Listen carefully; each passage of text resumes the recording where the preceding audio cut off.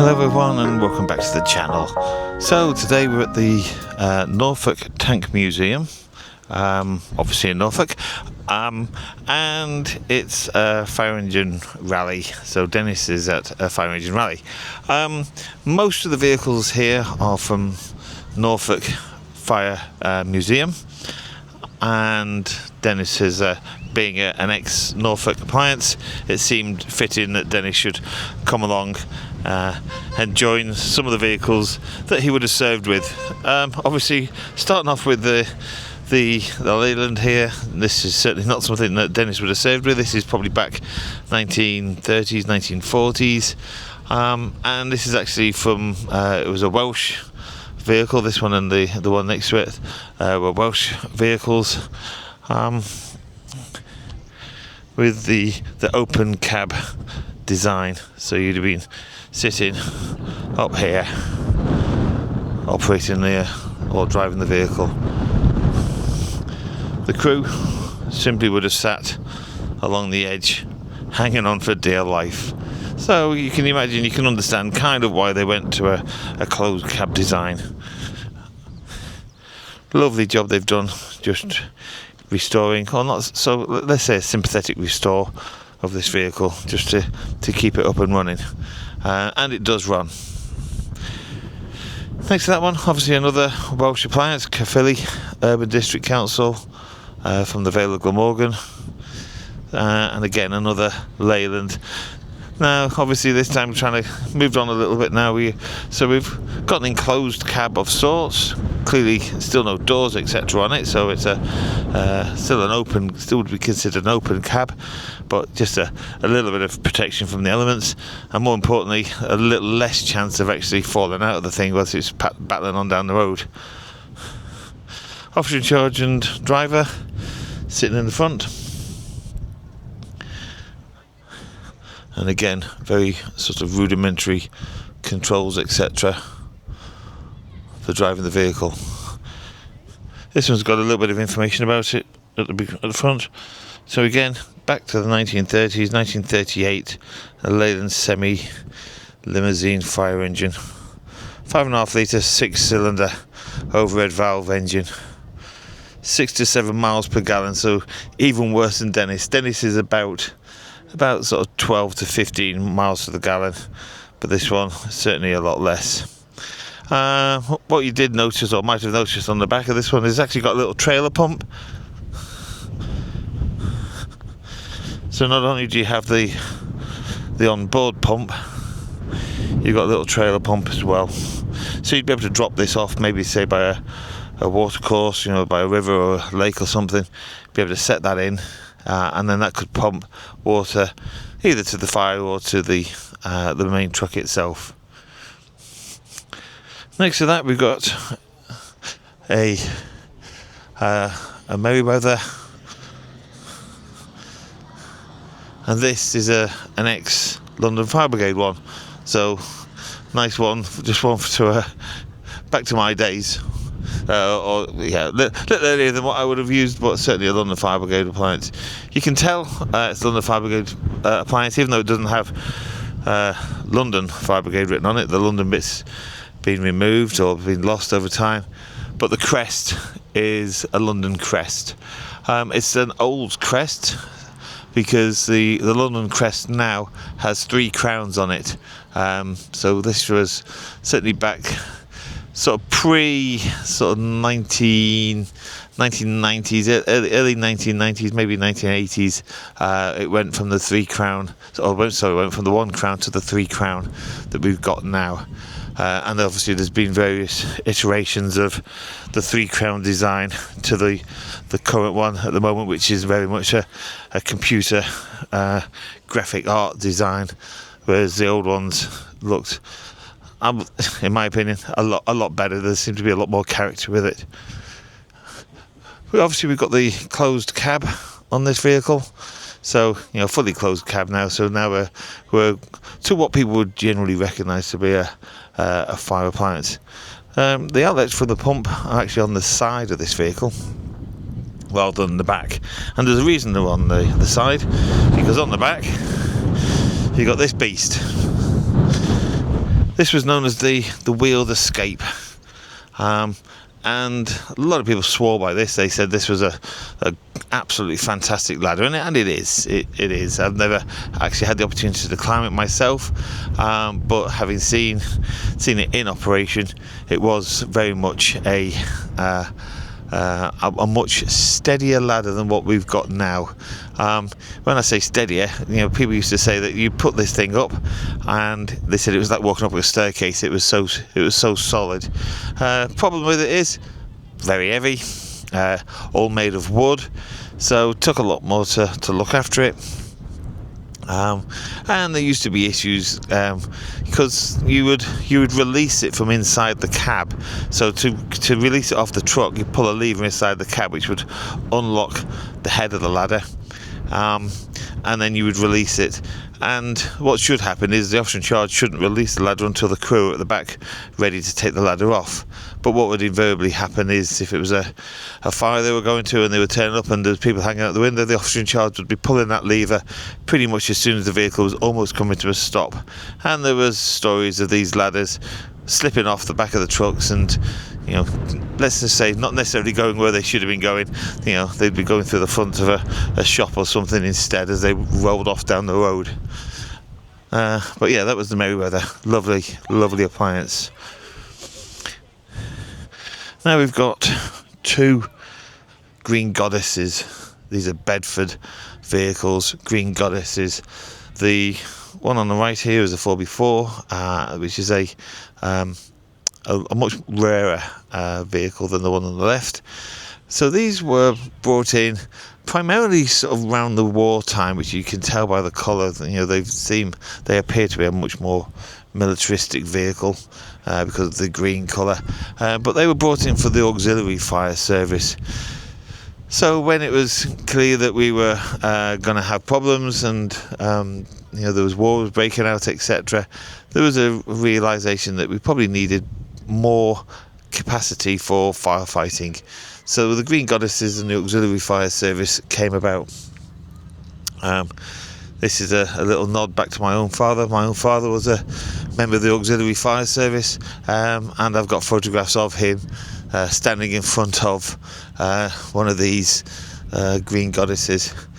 The concept of the Green Goddess was that there was enough Green Goddesses around in the country to be able to pump, or so the story goes, be able to pump water the entire length of the country, where you would just link these one to the next. So you'd be able to pump water the entire length of the country. That was the story anyway. That's what was said, and I'm not ready to disprove that in any way. I don't have the information to disprove that. Unlike the Merryweather and more like sort of more modern appliances, the pumps are on the back. But you can see when I spoke about pumping water across down the length of the country, you can see the large capacity hose on these vehicles. So you've got 4 lengths on each side, so 8 lengths of that, 4 lengths of 150 and 4 lengths of 100mm capacity, what we would call hard suction hose. So that's exactly what these are for.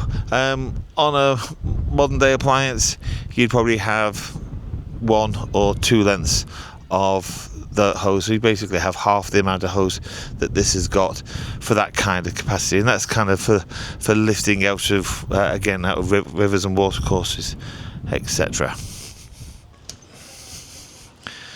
So here you have one of Norfolk Fire and Rescue Services or Norfolk Fire Museum's vehicles, which is an old Saxon, and this is now really getting to what we would consider to be a little bit more sort of a modern day vehicle.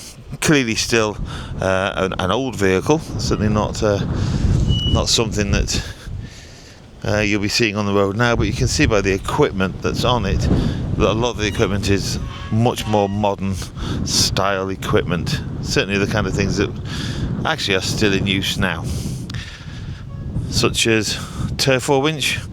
So these winches, with those, if you need to move something out of the way, if you've got a stranded vehicle, etc., you need to move that out of the way, or you'd need to basically pull a tree out the way or something like that.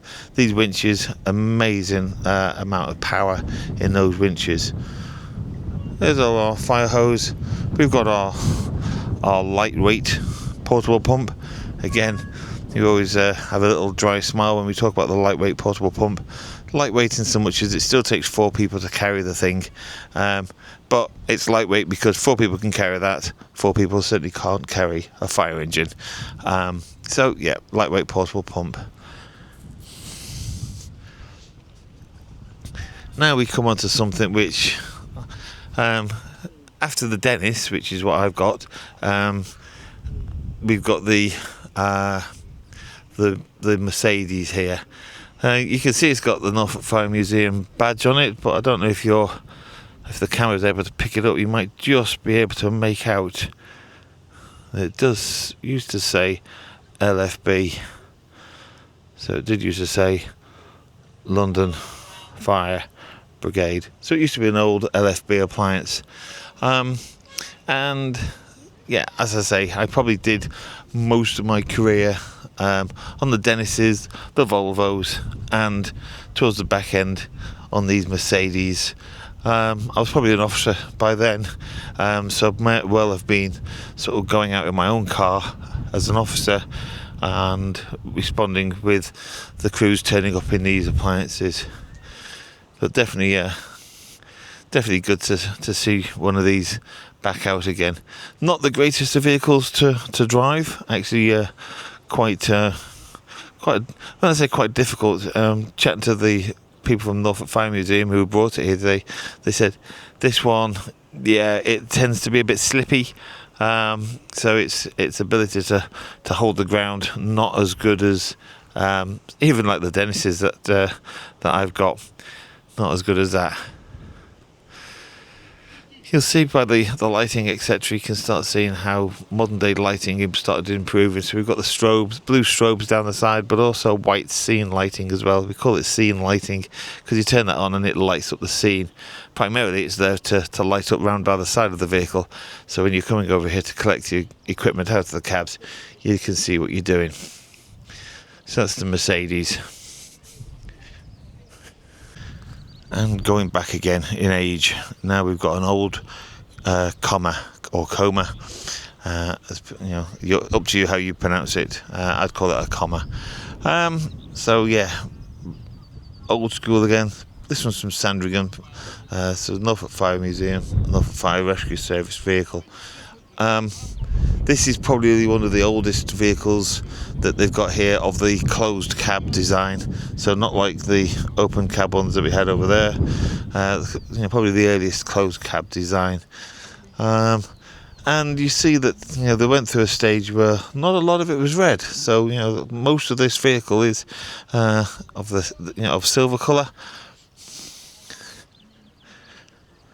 But a little bit like the Green Goddesses, lots of hard suction hose on it, so 6 lengths of hard suction hose as opposed to 8 on the Green Goddesses. Still with a wooden ladder on the top. These are the Ajax ladder, but still with a wooden ladder. Not something that we tended to use so much in London. We've always sort of had the 135 after the wheeled escapes. And here's Norfolk Fire and Rescue Services turntable ladder. So if we needed to get a little bit higher, beyond the reach of what our normal ladders could do, then we had this. So you've got a turntable ladder. This is a Dennis 100. And it says there, purchased by the City of Norwich in the early 60s and taken out of service with the introduction of the new hydraulic platforms. It was loaned to Cambridge Fire and Rescue and stationed at Cambridge after their turntable ladder was damaged in an accident. So it had a wide and varied life, and it's a Dennis appliance, as you can see by the badge on the front. So because these things used to go quite high, so probably this one's probably 32 meters maybe. Then if you're going 32 meters, so when we say 32 meters, realistically probably be about 10 floors of a building. So a block of flats, 10 floors high, this could reach it. And then you've got jacks. So you have to have jacks. So if you're going up that high, you don't want this thing sitting on its suspension anymore, because any little bit of movement down on this side, or this end, then when you're sitting at the top of that ladder, 32 meters up in the air, a little bit of movement down here is a massive amount of movement up at the top. So what would happen is, before you get this thing to work, you get these jacks, wind them down, so it's pressing itself against the floor, and it just takes out that bounce. These are hand wound jacks, whereas obviously nowadays it's hydraulic powered. And nowadays, which I don't think you'd be able to do with this, but nowadays with the hydraulic jacks, it actually lifts the wheels off the ground, so the thing is a completely steady and sturdy platform.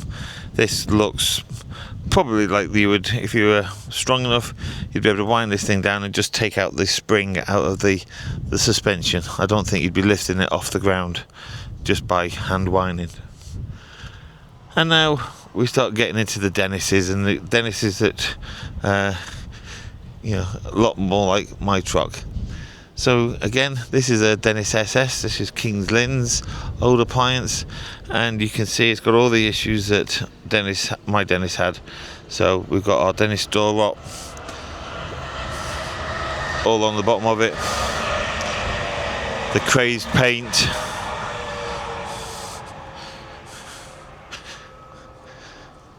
cab tilt looks like it's all in good order. If no one's looking, I'll have to have that off. I could do with a spare. I'm joking, if anyone's listening. So yeah, coming round.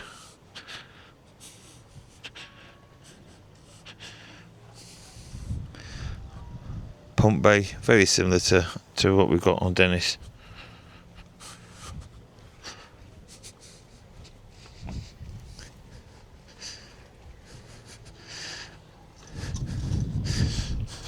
So this is an A-Reg.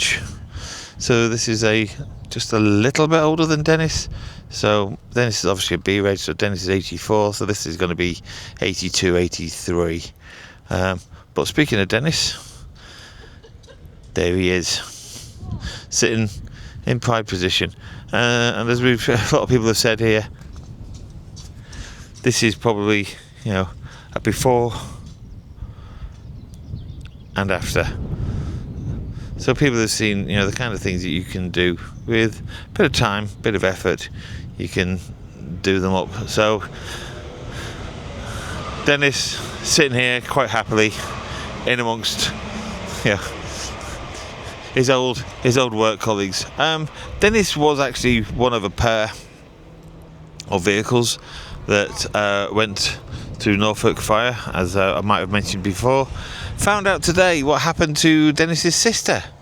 So the twin, the second appliance that was introduced with Dennis, unfortunately back in the 90s, early 90s, Dennis's sister, we'll say it quietly because we don't know what upset Dennis's sister went to the scrapyard. Very much deemed to be, at the time, just a truck. It was just an old truck, and it was getting a bit tatty, so off it went to the scrapyard. Whereas Dennis, fortunately, was saved. And going older again, a little bit like Laurie's vehicle. So for those of you who are familiar with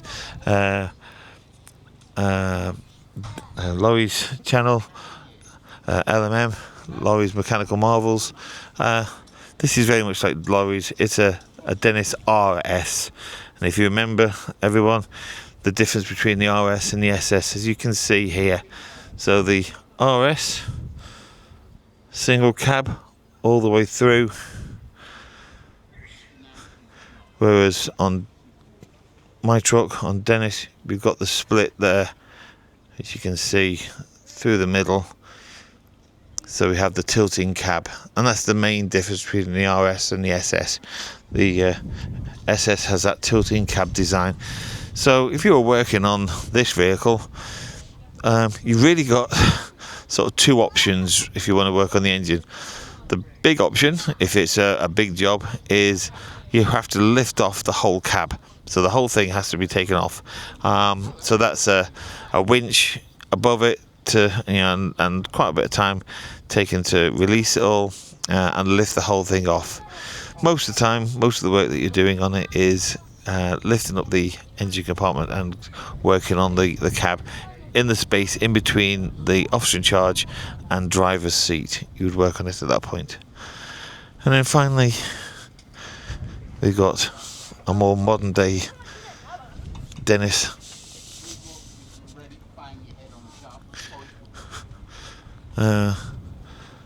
So still a Dennis RS design. So even though the SS was brought in, it didn't replace the RS. It was as well as the RS.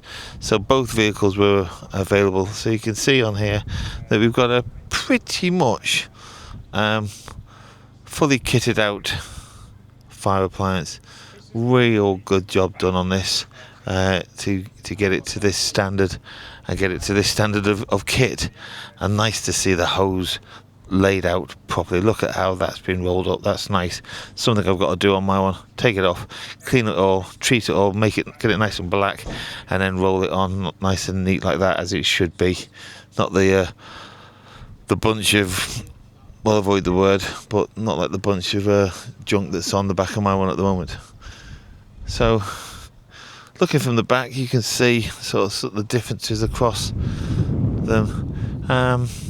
So you can see on that old RS, the ladder gantry system is a little bit like lorries, because it's got those levers, as opposed to, the levers are a little bit different on my Dennis than on this one.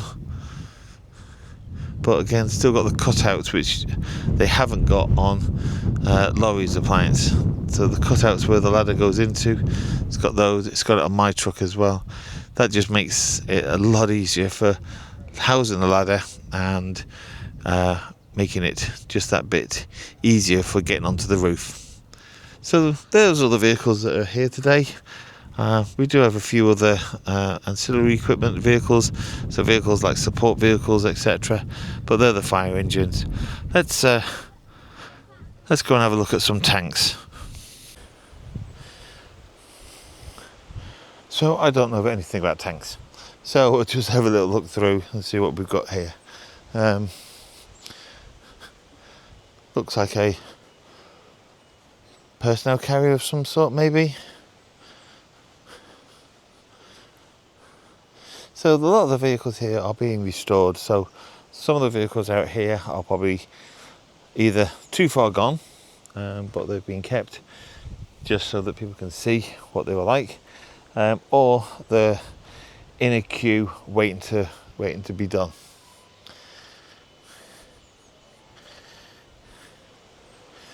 Wouldn't want to be on the receiving end of that. That looks like it would make a bit of a hole in you.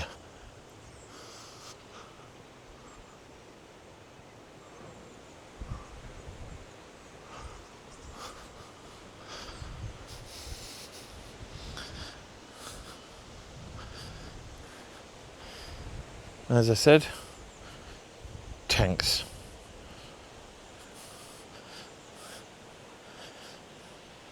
Tanks for the memory. Sorry.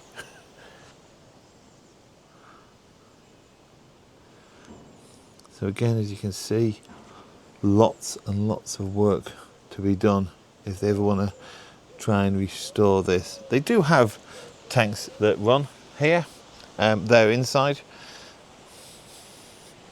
Hence, as I say, these are either in line waiting to be restored, or these are too far gone and just sitting here seeing out their life as exhibits.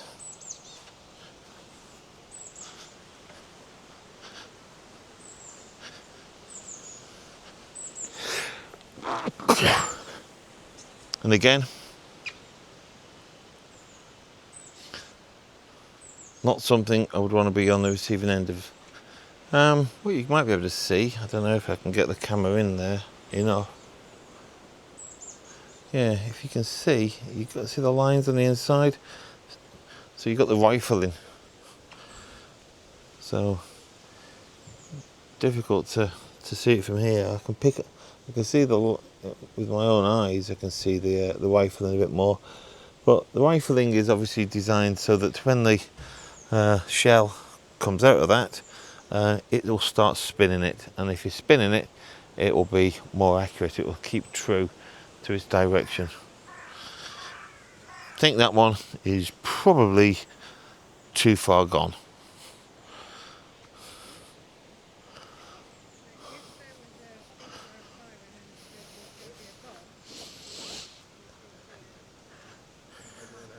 We've got another one here. Looks like it's got some kind of missile launcher system on the top of it as well.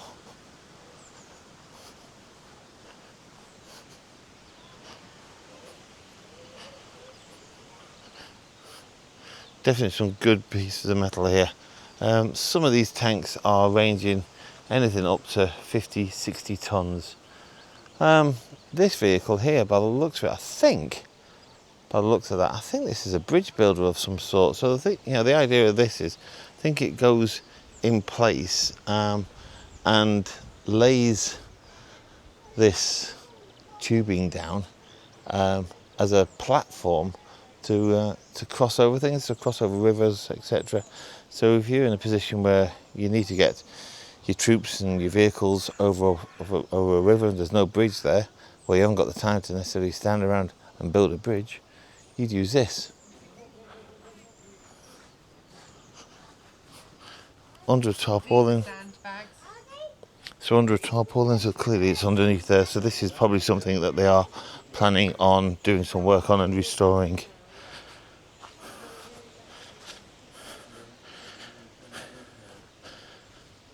A nice old Jeep.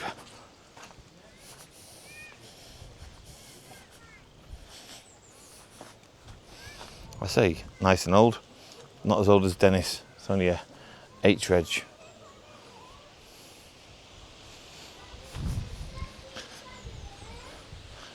So another tank, the Joker. I'm not laughing.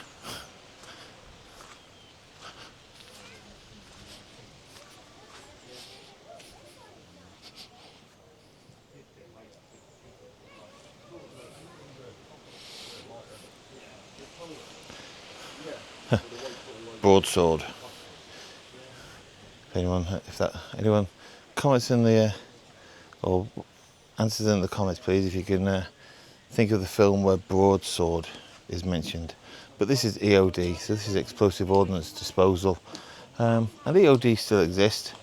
Not in London. They're given a different name in London because they're run by the police rather than the army. But anywhere else in the country, if you find an old bomb, you dig it up, something from the war, you dig up an old bomb, then these are the guys and gals who will come out and dispose of it for you.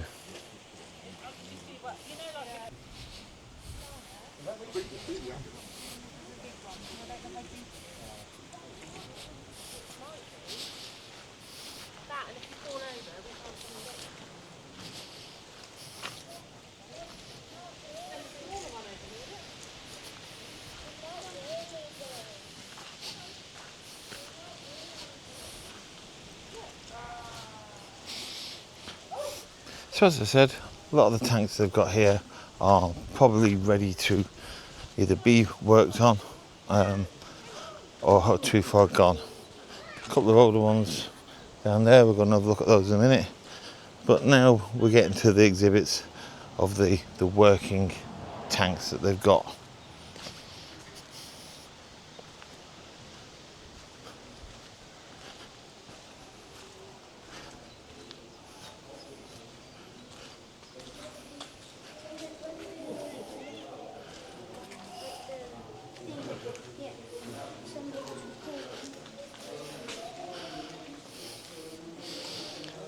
So this is Saladin armoured scout car.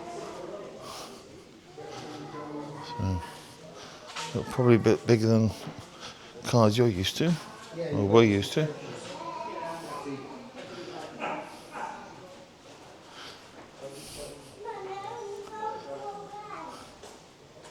This is a reconnaissance vehicle. So a CBR, a combat vehicle reconnaissance. Still with a bit of firepower on it. So we've got a gun on the top of it as well. This is from 1970s.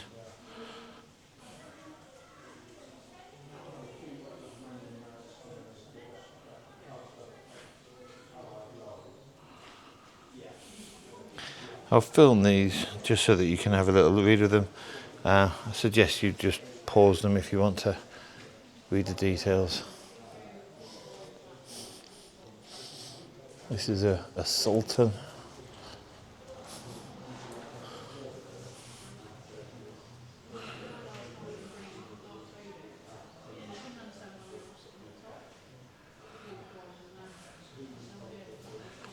It's a Jag.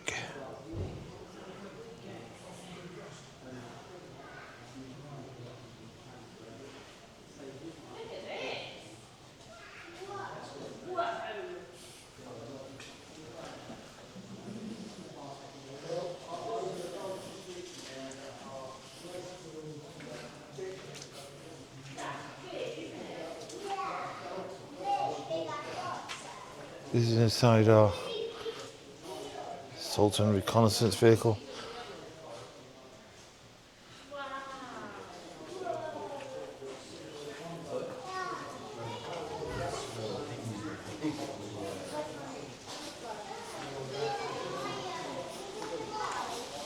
Getting to a place now where it's going to be a bit more difficult to actually do commentary because we've got a lot of people now.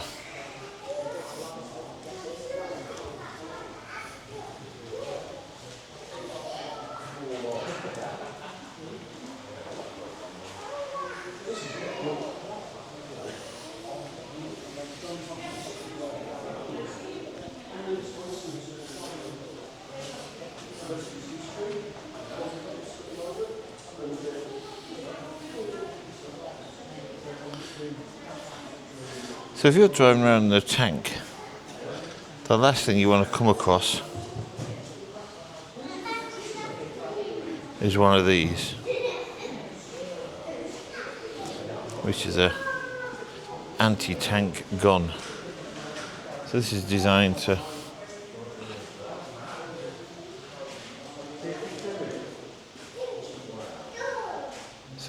take you out.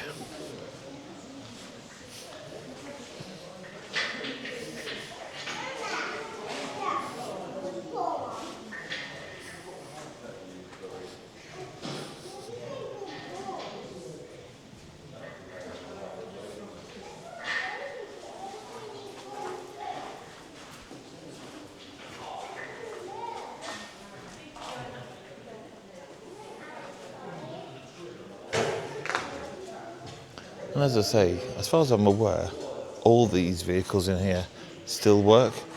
And they do a VIP day here where they'll bring these vehicles out and you get the opportunity to ride in them. And if you're very lucky, you might even get the opportunity to drive one of them.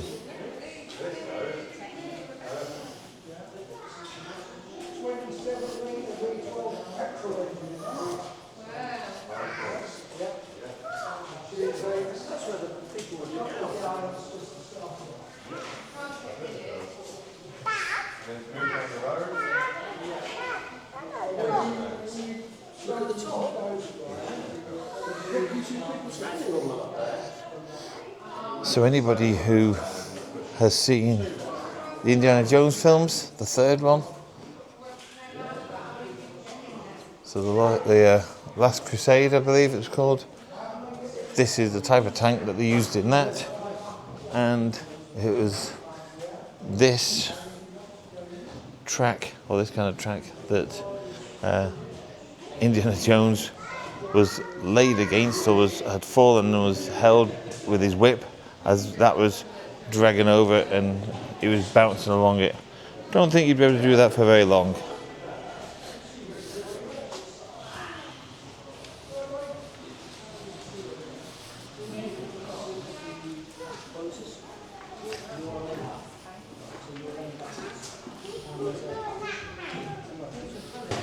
So here we've got a chieftain.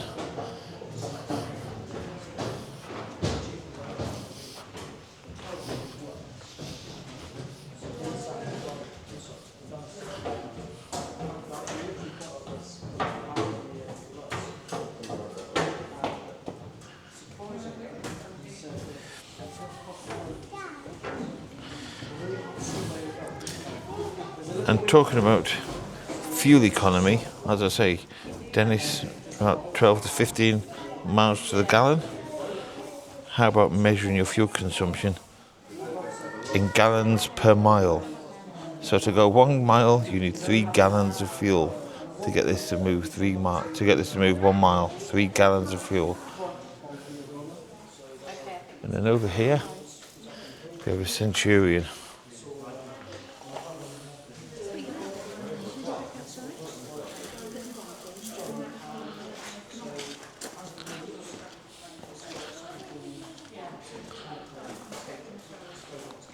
A little bit more fuel efficient. You can get a mile for every 2 gallons with this vehicle.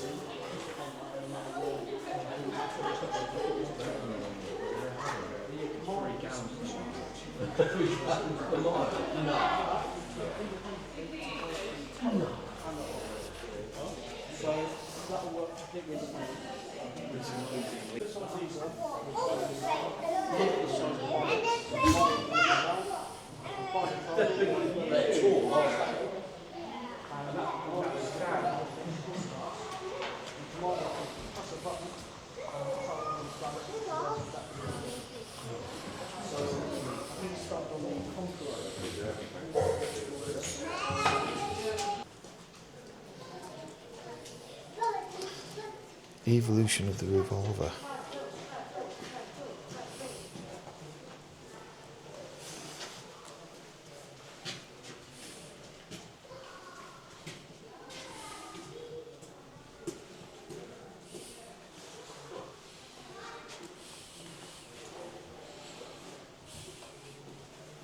Okay, so we're in the cab at the moment.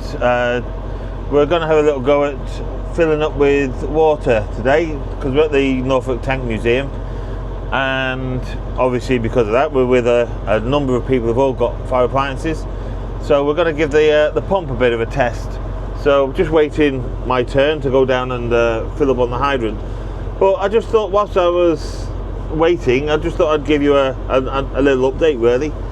So you may remember or may recall some time ago I mentioned the fact that this did have an accident, this vehicle. It had a tree land on it in the storms in the 80s, and oddly enough met up with a guy today who works for the Norfolk Fire Museum, who was actually sitting in the cab at the time when that happened. So it was actually based at Wyndham. And he was explaining how it wasn't the full tree, it was the one of the big branches, but still enough to crush some of the cab and pop the windscreen out of the cab. So yeah, really interesting. It's just amazing the people you come across and find when you are at things like this. So another little bit of history, but there we go. Looks like it's my turn to go down and get on the hydrant, so let's go and put some water in.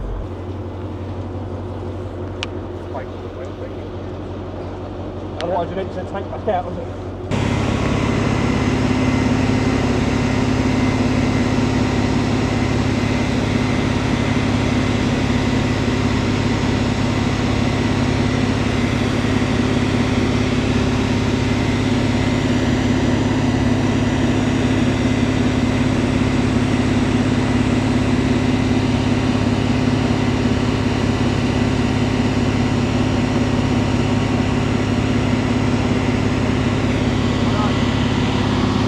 Only got about 15 minutes to empty a tank on one hose reel.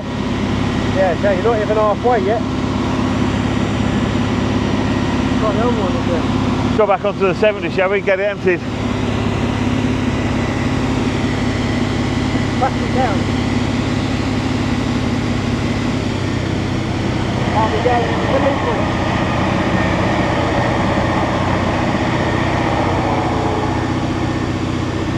What's the matter with you, you wuss? What? No, it's good. Right, yeah.